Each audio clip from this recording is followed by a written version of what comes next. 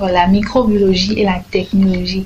On n'ira pas à part. On n'ira pas à part, okay, on parlera de la microbiologie et puis on parlera de la technologie alors, alimentaire. C'est quoi la microbiologie? La microbiologie, c'est cette science-là qui étudie de façon basique les microbes, d'où le nom microbiologie, qui étudie les microbes. Les microbes étant ces êtres vivants qui sont microscopiques, qu'on ne peut pas voir à l'œil nu. Pour les voir dans leur conformation ordinaire, c'est-à-dire il faut aller au microscope avec la loupe pour les observer ou les cultiver sur des milieux de culture avant de les voir. Donc, c'est essentiellement ça, la microbiologie, c'est étudier ces organismes-là, mais avec plusieurs sous-disciplines à l'intérieur. La microbiologie va chercher à identifier, à caractériser ces microbes, qu'on appelle aussi gènes, les gènes, d'accord? La microbiologie va chercher à définir les relations que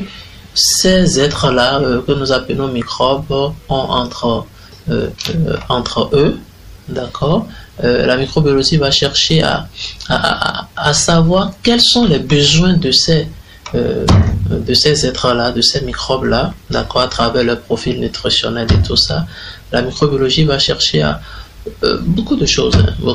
On pourra parler de la microbiologie pendant 24 heures sans finir. Okay. Alors, ces micro-organismes issus de la microbiologie, comment font-ils pour assurer la qualité de l'aliment si au fond c'est des microbes depuis la base?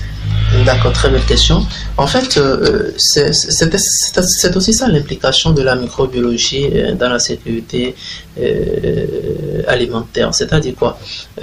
Nous aurons dans un premier temps, la microbiologie a pour rôle de contrôler, d'accord, ces micro-organismes dans les chaînes de production, d'accord, éviter que ces micro-organismes-là ne soient sources, d'accord, de maladies, d'accord, parlons le thème que tout le monde doit comprendre, soit source de maladie, d'accord. Alors là, on parle des micro-organismes pathogènes, c'est-à-dire des micro-organismes dangereux.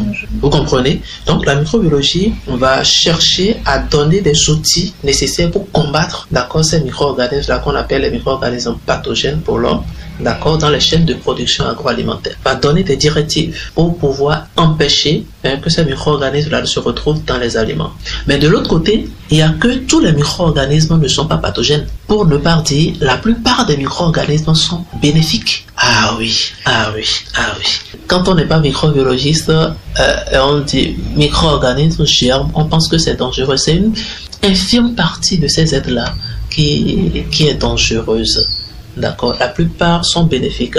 C'est pour ça la microbiologie, en termes de sécurité sanitaire des aliments aussi, va s'intéresser à ces micro-organismes qui sont bénéfiques, qu'on peut utiliser dans les productions alimentaires. Vous buvez du yaourt, vous savez que le yaourt est essentiellement fait de micro-organismes. La fermentation, qu'est-ce qui fermente? C'est les micro-organismes qui vont fermenter le lait, le lactose du lait, pour donner toute la texture du yaourt, l'arôme du yaourt, tout ça là.